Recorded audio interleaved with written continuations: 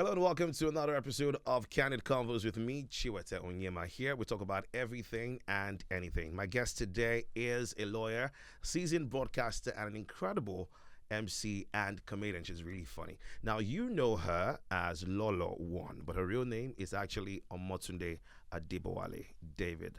Probably playing that role, you know as well, Adaku in Jennifer's Diary. Hello, and thanks for joining me today. I'm very excited to be here. Thanks for having me. Thank you. So recently, a lot of people, I'm sure probably by calling your real name, they're like, really? She's Yoruba? Like, how? I mean, how are you?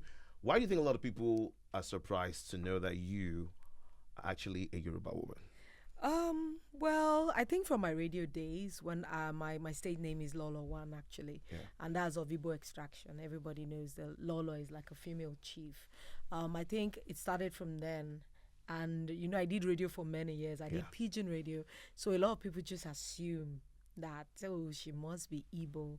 And, and I play a lot of characters that are not Yoruba. Yeah. Even when I play characters on stage, a lot of people don't know I did stage before I did television. I usually would shout out to Segun Williams, Abiola Segun Williams.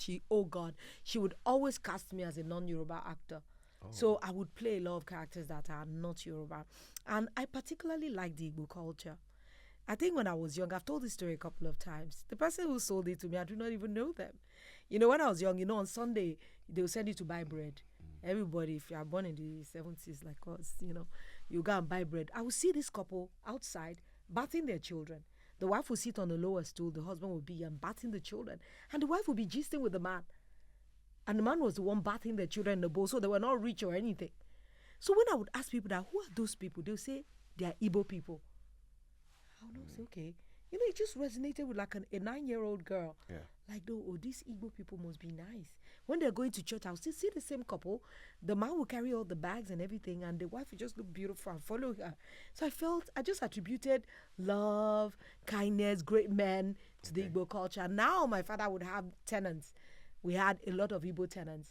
So, we would eat in Mama Ejima's house and we would eat in my mother's house. So I think I just used to joke about it that I'm a Yoruba woman by birth, but I think I'm an Igbo woman by choice. Oh. Yes. Okay. So let's talk about your switch now. You were a lawyer for you're called to about the year 2000, 4 years you practiced, then you made that switch. Tell us about that switch though. Was it a case of, maybe the pay wasn't good being a lawyer, or why did you make the switch and how did you make that switch to media? I think for me, I always knew that entertainment was something I wanted to do. When I was in university, I did a lot of singing. I don't even sing as much. So I knew that the arts was something I was comfortable with. And many of us are just products of what our parents want. So I'll say I did law for my parents, my sisters and everybody. I didn't even fill my own jam form. They wrote what they felt. She talks a lot, so lawyer. I'm sure if I said I wanted to do theater arts or something, they would probably not have, agreed. So I did, even when I finished my university, my project, I actually wrote on the rights of a performer.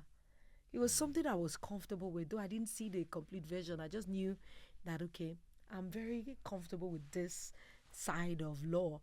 And when I finished, I wanted to just show everybody that it wasn't because I was lazy.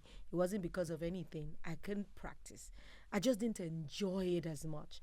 I love the play in court, when you have to stand before the judge. That was easy. That was good. But the academic career, I could not. It was so stressful for me. I didn't enjoy academic reading. It took a lot of dedication and focus. I just knew I wanted to do something else. And I knew that, okay, entertainment is something I would love to pursue. After I practiced for a couple of years, at least I worked in let's say 3 chambers. Okay. Yes, I did go to court. I did the whole round, so nobody should say I didn't wear my wig and gown. I did. And but I knew that I wanted more for myself. I didn't want to just be a good lawyer. I wanted to be the best at what I'm doing. And I knew that if I stayed here, I'd probably just join the milieu of lawyers and maybe I would not have done anything grand, but I wanted a grand life, something that every time I look back, I know that, yes, I'm very good at this. And that's how I started to look for, I just resigned. And I started to look for a job in broadcasting. And that's where I went to Channels Television. Oh, you did? Oh, yes, I did. I went for an audition. And I'll never forget Arthur Chikuma, because that name I would never pronounce it differently. You know, that time where you never sabi too much. Of course, they would audition. I think I said Arthur Chikuma or something. I said no, that I sounded good. I could speak well, but I needed a little bit of training. That's what sent me to Federal Radio Corporation Training School. Okay. And that's where I met so many greats. I was in such a great class that even right now, every one of us that were in that class are tops. Sulaya Lede, so many people that are, you know, in top position in the media houses right now. We all were in that class, and that was how I joined Federal Radio Corporation. In fact, radio found me. I was looking at TV, but I didn't even consider radio. But TV was what I did. I knew. I just felt that, that was what I was going to do. But radio found me. After I finished that course, I was one of the, I think, 2 people that they picked. Okay. And they employed us straight up. They just gave us contract employment. And that's how I started working with Radio Nigeria. I did a bit of Metro, Radio 1, and then I moved to Wazobia. Tell us about that Wazobia switch, because I know at Metro you probably, of course, speaking English and all that. Now, course. Wazobia was more or less like the pioneer for pidgin radio. Oh, yes, you know. it was. So how was that? How was the audition like, and how did you feel making that switch? Because you had not done that before. Never. I just like challenges. Like me, if I'm doing any job and it's too laid back, I looked at that federal civil service. I knew this wasn't the life I wanted. It was just like day in, day out, you're just on one trajectory. No, I like things that push me. So when I heard about Wazobia, in fact, it was a lady in my church that said, they said there's a new radio station coming. You could, and they finished auditions. Okay. But she said her brother was one of the studio persons that maybe you could get me an audition. I just say, pidgin? I've always spoken English. I said, but let me try. And I went and I did the audition, and I swear, I think I did the audition like maybe in November. They didn't call me until like February. Wow. And from the interview date, I was just employed instantly. So that was how Wazobia started for me. A lot of people did not know that. I didn't even know how I was going to do it. Pidgin was it wasn't like I couldn't speak Pidgin. But you know, at that time, everybody just felt worried Pidgin was the it. Yes. But from the use of it, I found out that no, Pidgin is for everybody. You can speak Pidgin based on who you are. And that was what I sold on Wazobia. And they would say the rest is history. I think I got all my laurels, all my accolades, awards, being a Pidgin broadcaster. All right. And I did it. All right. So when we look at the broadcast industry in Nigeria, you know, over the years that's evolved. What would you say you like about that evolution that's happening in broadcasting now? What would you say you like about that? What would you say you do not like? There's so many things I do not like. You do not like? Okay. No. We had discipline when we started. Wherever you're from, I mean extraction from the country, whether you're from the east, west, you must pronounce names properly. But when I hear broadcasters now, they have no regard for people's names. And I'm like, you're a broadcaster. We use our words. We use our mouth. We use our diction, our elocution. That's what we sell.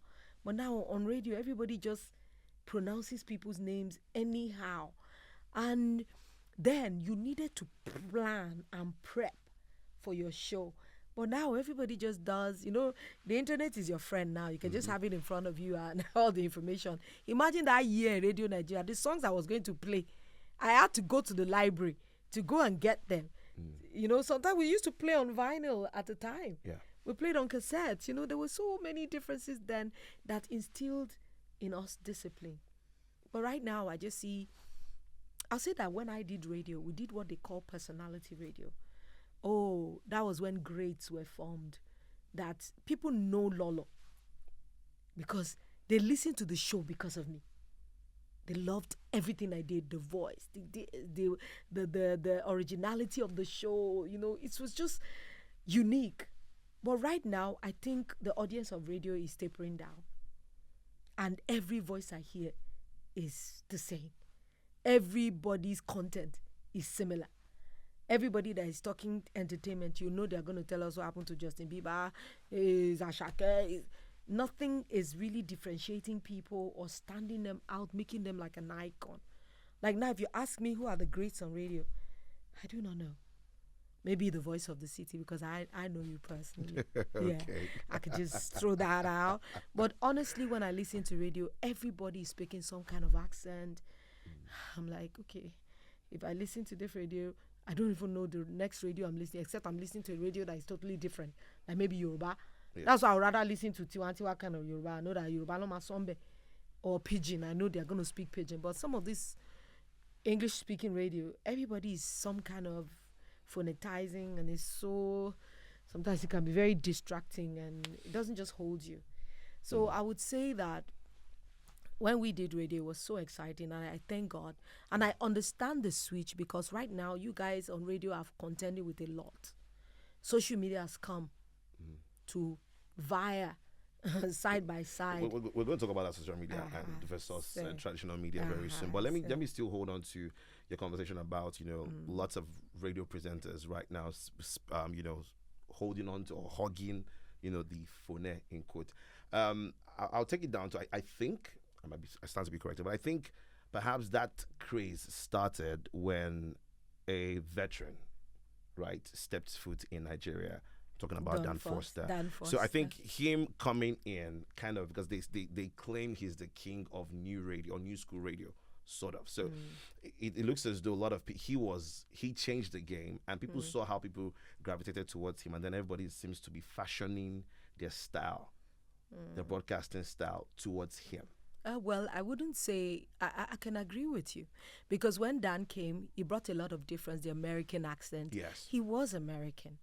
And American radio entertainment is the core of American lifestyle. So he brought their own originality, which was so different for us at that time. Yeah. So I don't mind if we imbibe some things, maybe the style, radio that you could ring a bell, you could do a lot of crazy things that made radio so much fun. Then, we did regimented radio, from music to a bit of talk, but now for a second just go, shout and scream, and it was good. But sometimes when you're copying, you can't be more original. The photocopy cannot be more original than the original of the copy. Yeah. I think that was a mistake we made, because what made people like us thrive on radio is difference and originality. If we imbibe a bit of something, added, have you not wondered that South Africans don't change their English? They speak the way that they are, you can hear the nuance of their language influencing their English, and it doesn't make them less. Kenyans do it, people from Tanzania, but Nigerians, oh God, we want to sound more American than the American itself. And when we do that, we're just being copies. And that's why this new broad or new crop of broadcasters, if you don't bring something original, there's nothing that stands you out. And do you know somebody can just like the way, I remember a particular presenter. I never met him, but I know he worked with Inspiration FM. He had H Factor, the Heg. But do you know people love listening to him? He had a huge following in the morning. He used to do a gospel show in the morning, and you hear him heg his way into everything and I know it might be wrong pronunciation-wise when you're doing English radio, but he brought originality. It was his thing. He owned his floor, and it made it work for him. And I think that's a good thing to think about. Okay, let's talk about the pressure on broadcasters to do other things. I mean, you're in the right position to have that conversation. At the end of the day, we hear conversations like you can't just be a broadcaster. So you see them probably going into acting. Some of them are voiceover artists, MCs, and all of that. Do you think it's important? And how about people who just want to be broadcasters and go home? Well, for me, I don't see anybody as one thing. You are an art form. That's how I describe myself. I'm an art form. That means arts. You have music, you have poetry, you have dance, you have music. And a lot of people that hold this mic, we play with our voices. That's acting. When you're a radio person, you can't tell me you can't act, because your audience is on scene. That means as I'm talking to that woman in Ojuelegba. I'm talking to that high-flying boy in a club in Victoria Island. I'm reaching an area boy that is just canvassing for his customers. That's dynamism. And I find out that a lot of us are naturally talented with more than one thing. You don't have to, but if you have talent in many things, why don't you want to explore it? And most of it comes from a place of making money now, not just a case of, oh, I have multiple talents and I want to just explore and express myself. It usually comes from a place of you have to do other things if you actually want to earn a decent living. I mean, there's the conversation about, broadcasters not paid well enough or not paid as much as people think they are paid. Yes, I wanted to go there. A lot of people just think that when you work in the media, a lot of us that do media or did it before, we did it for passion. We just loved communicating. We loved doing it. But now I know that there's a business side to everything. So as a broadcaster, if you don't extend your tentacles, how much of us can live off our salaries? How much can any station pay you as a presenter if you're not doing any other thing? Even if you're not doing anything, at least you can use your voice and do voiceovers and get paid. We do that even in-house and get extra income. Yeah. And that means you can do it outside and make extra income. So if you want to stay on your salary, in these times, my brother, I don't think anybody would tell you. Even you yourself, you reach out for talent that is not there and you bring it out. What haven't I done? I've done so many things that are art inclined. A lot of people say, Lolo, they will never know that I've done makeup before. I did professional makeup. I did brides in the early years. When I started, I started doing MC jobs for a long. I've been an MC since my university days. It wasn't even something I thought was to be paid for. I just did it half of the time. I sang in school. I did choir. I've done stage. I've done television. I do motivational speaking. In fact, now, for the past 2 years, I've been growing businesses. I've been doing sales and marketing of little things of myself. I do TV. I produce films. I did a music video. What a gig. I'm a mom. On top of that, I've managed radio stations. I've gone beyond presenting. I've managed like 2 radio stations. And I'm still doing. So I keep telling anyone, as much as you can express yourself, even though it will fetch you money, why don't you want to do it? So keep reaching out inside you and doing new things. Innovate. Now we have animators, people that voice for animation. So a radio presenter just works adequately for it. And it's not everybody that can do every of those things. Yeah. But I have seen medical people. Kemi, we used to work together in Wazobia. Kemi is a model. And she's a medical doctor practicing. Isn't that like, ooh? Yeah. But she's tall, she's beautiful. She's done it for a long time, and she still does it. So anything you consider your talent, I think anybody, you don't even need to be begged. You should try to find out more about yourself and do it. All right, let's now talk about, the pressure on broadcasters since the advent of social media. It's a conversation we need to have. And, a lot of times right now, it looks as though people are, especially for radio owners, everybody's not talking about the numbers, as opposed to the actual talent. So do you think there's a lot of pressure on broadcasters right now to, the bottom line is money and advertising. Yeah. When we were doing radio, Facebook just started about that time, and it wasn't as strong as it is now. Now, people can get their entertainment from all these platforms. What traditional media used to give them solely. If you wanted information that was facts, authentic, you listen to radio. But right now, you can get everything on your social media.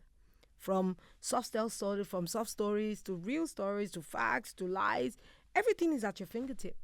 And that means traditional media has to now compete with social media because all of them are a game of numbers. People. What's MPS? Is when they do the empirical statistics of finding out how many people listened to what station they listen more, what demography listens, what gender listens. Those were the things they were using to measure. That was what advertising companies were using to measure, what advertising comes to what radio station. Yeah. So any radio station now that is not, if I'm employing, if you're not social media savvy, I won't touch you. So are you saying now? So are you saying that if you're going to recruit for a radio station right now, you're going to pick a social media influencer over a broadcaster who's truly talented but not necessarily big on social media? It's it's a difficult ask. It's a difficult ask because anybody that wants to do any public job that you're not gathering numbers, at the end of the day, you are not going to get what you need. I need money for the station. It's not just about liking you. The influencer that comes to radio already brings all their audience with them. Unlike you that has a great voice, no personality. So if you don't have it, it's either you want to build it because it's necessary. Now, it is necessary. Because some people might never listen to your radio station, but they might watch your IG live. They might watch your TikTok and like you from there.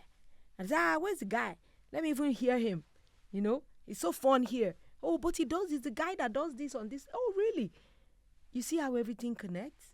So anybody now, if you want to be very employable, make sure you are working on it. Even if you don't have big numbers, at least let the employers know that you are on those platforms and you are pushing. You might not have gotten all the big numbers, but you are not a novice or someone. It's just like me, a person comes and says, "Do you have are you on TikTok?" Say no. Are you on Facebook? No. I'll just say thank you very much. No, you could be, but numbers are quite low, and it's not exactly. Like you but when you look at what you're doing, you're engaging people. But sometimes it's not just the number you have; it's the engagement. A person can have 1,000 followers, and 800 people are engaging with the person. Out of the 1,000 followers, isn't that great? Unlike somebody that has numbers and no engagement. So it's more about engagement. Okay, let's move away from broadcasting talk now. I mean, you're multi-talented, so you're one person who's also a great actress. I mean, you've congratulations also on the blockbuster history being made by Jennifer. Everybody loves Jennifer. Thank you. You guys are moving to 2 billion now. I'll probably surpass that. On the road. Okay, on the road. We like that. But I've seen you play movie roles that are mostly comical. Would you say you're stereotyped? Or you have become stereotyped? I wouldn't say Abby. How many roles do I play that is really comical? Maybe not like core comic, but I know I've done a lot of comic roles. In Nigeria, people just like to give you what they think you can do or what they've seen you do. And I always laugh because if somebody had not played me as a comic actor, you probably will not even know that I'm funny because I can do anything. I've played more serious roles. I've played funny roles. In fact, it's just like when I speak English, some people still want my pidgin. So there's nothing you can do about that sometimes, and that's what really informs the kind of roles you take.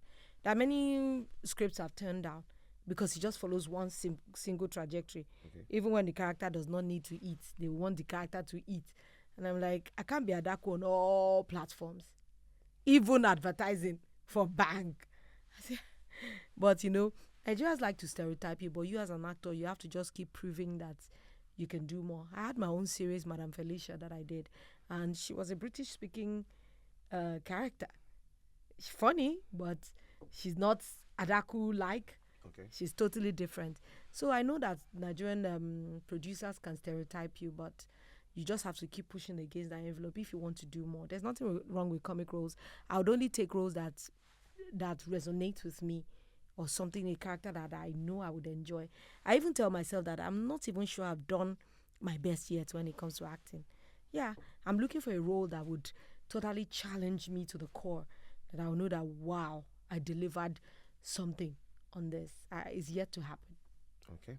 All right, but then, because when you compare Nigerian movies now to foreign movies, you can literally say that some actors have range, and that's because they've been given that opportunity to act different characters. But in Nigeria, it's still we're not there yet. Is it a case of laziness? I'm sorry, but because, for example, I'm still yet to see Brother Shaggy, for example, play even if it's just something serious. Every time, he must do something energetic and all that. I'm looking for that, something like that, where he can actually probably play a role of a doctor, for example, a serious doctor. Sometimes it's two ways. It's if the actor wants it. Some actors are just comfortable with what they do, and they don't mind repeating that day in, day out, as long as they're paid. Some want to do more. So it can be like that. And sometimes the budget of film is not a lot. So you don't even have time to groom a character to become something else. Some people would give you a script today and you're set the next day. So you don't even have time to internalize the character, to want to know which other way you can go with it. Unlike comparing us to Hollywood, that you have like a whole year to prepare for one character. You know, it takes a lot of doing to be able to bring out something out of that character. So I think those limitations and time, they don't have the time to give you as, okay, Brashagi, we need you to not speak pidgin. We need you to be calm. Even the audience, our own cinema audience, like some characters the way they are. So if you play them some other place, they will not accept it. So you're saying it also boils down to the I've audience already now. put it on everybody's table. It could be the actor. Okay. It can be the cinema audience. And it can also be the producer when they don't have time to just want to push and say, well, this guy he's very good as an Agbiru. Let's just use him. Let's not try to be training him out. It will be hard for us to pull him. You know, those are the challenges that you face on set. Could it also be that, you know, because I know this thing also has to do with money, also time, money, budget. We talk about budget a lot of times when it comes to making movies. But we've also seen that there seems to be a culture, and I use the word culture because I've seen it happen to people. Even in my line of business, when it comes to someone contracting me for probably emceeing a job or something, there is this thing of cutting the budget, right? And you're wondering, okay, an investor has put, say, 1 billion naira to invest. You want the to remove producer, your you've table. taken 800 million and you work with 200 million. You want to remove this table. No, I'm just saying, because I mean, Basket Mouth revealed that not too long ago. There are so many. So at the end of the day, are we sure it's not a case of our attitude as Nigerians that's affecting us? That table you are trying to shake is a huge table. I've seen it in many big producers that you expect them to do better. But when they pay you next to nothing, even you as an actor, you're not even making enough to be able to keep body and soul together. And many of them will tell you on the altar of, this is going to give you visibility. This is a great project. You stand to gain. No, but you're taking off people's talents. So you're supposed to pay them well enough. But here in Nigeria, we are, you know, how we all started is different. You know, the Yoruba genre, when they started is do me, I do you. I'll feature in your own, you feature in my own. That's not putting money on your table. You know, but after some time, the English film industry, okay, they'll pay you, they got more budget. But here in Nigeria, there's nobody that is holding anybody to account. Accountability is not there. So even if you receive a huge funding, who is going to question how you spend it? Is anything you put down on the budget? And when you pay your actors next to nothing, and if you kick back, they blacklist you. And when you know that these are the top production companies, would you want to be kicked to the curb and not have a job at all? Imagine what happened to Monique abroad. And that is abroad, though. When you say, I'm not well paid enough. And everybody just eased off her.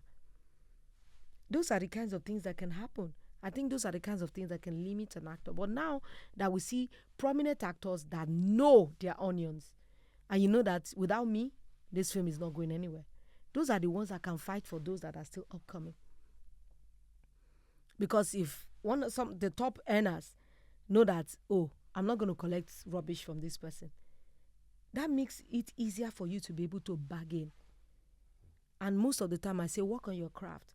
Become indispensable so that any amount you want to earn, stay on your budget. And sometimes you got to lose. This year I've been approached by like 4 production companies and none of them have come back. It's okay. Why? Because I know that I have to stay on the level that I am, how much I price myself, how much I see my talent and the things that the work I've put into me. Yes, I should be able to earn a certain sum. And if you insist, it will go around in the industry. And after some time, you see people will settle and know that when it comes to this person, this is the kind of range she charges. But many of us are not just willing to wait and fight it through. Anything that comes, maybe based on the economy, I can't blame anyone. They say, well, let me just have something.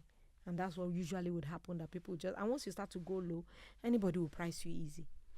Okay, so there's a list of people we see in media who have gotten married to themselves. I had this conversation recently with people, and they're like, I think for media people, it might just be best they marry each other because they're the only ones who understand the business. For someone from outside, they might not really understand. I had a conversation with a lady who was vehemently telling me, no way, my husband cannot play the role where he has to kiss and all of that if I'm going to marry an actor. So do you agree to that? Do you think media people or people playing in the entertainment space should just marry each other since they understand each other better? I don't really think there are rules to marriage like that. We're talking about two individuals. It's not about their career. It's about them as humans, what they are attracted to. If you're not attracted to anybody within your industry, you don't need to be compelled to do that. I know doctors that are married to actors. I know musicians that are married to businessmen. So it's not really about what you do. It's about the understanding you have with your partner. And you know, this is a job. This is what I do. It's just like telling a doctor that you will not do shifts. How do you explain that? And it's not every role you have to take. You can't have choices of scripts. If there are people that do Christian films only, it's a genre. They are niched. They might not want to perform in a secular movie, but you can't be called to play a prostitute and you want to wear Mary Amaka gown. It doesn't tie. So you have to be compatible, or you have to have, connection. There must be chemistry between the person. So it's not your profession you are dating. So are you telling me that if two actors work together and marry each other and both of you are on set 24/7, do you know how hard it is? There are some sets you are on for 3 weeks non-stop. That means both of you are not at home. Imagine you have children and you can't tell me, oh, back down because I'm a girl, I'm a woman, and you're a man. You see where all those issues with that. Just like a banker finds it challenging to be with another banker because of their work hours. So it might not really work that way as we all think in our heads. I don't think it should be, it's because they understand each other. Of course, another actor might not even understand that, okay, I'm the man, you should step down. I'm the woman, I earn more, step down. So it's not about their job. It's about, do these two people understand each other?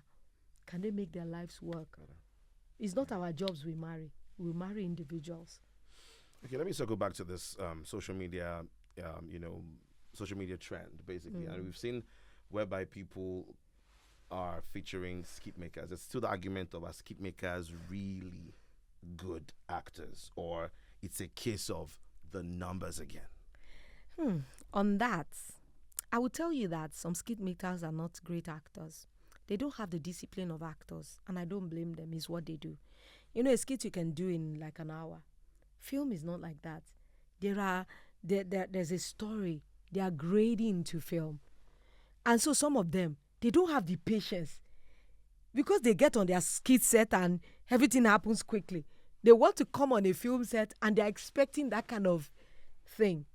So that's why you see a lot of them in films, they play cameos.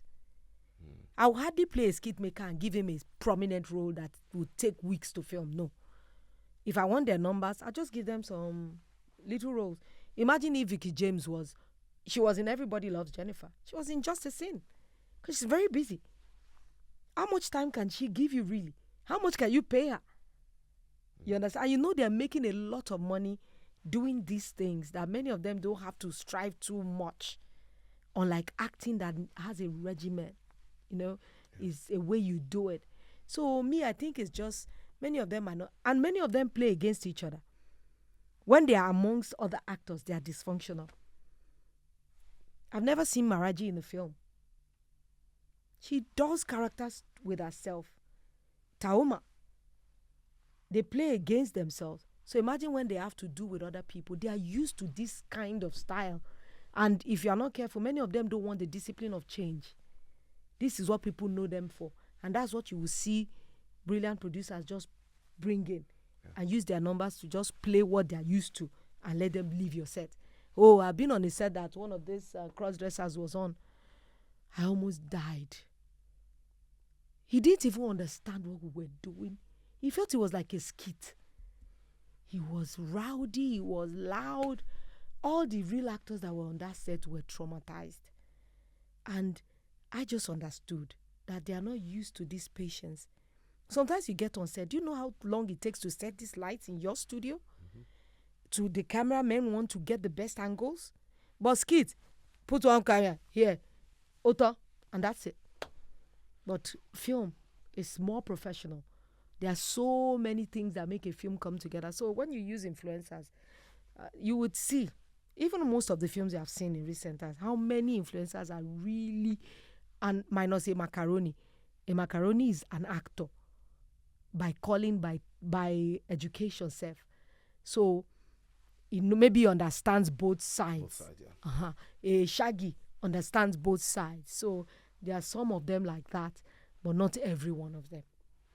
All right, thank you so much, Lolo, for coming on Candid Convos with Chiwete and having this conversation with me. I hope to see you some other time and we can catch up and talk some more about issues like this. Thank you very much for listening to another episode of Candid Convos with me, Chiwete, where we talk about everything and anything. I'll see you around. Take care.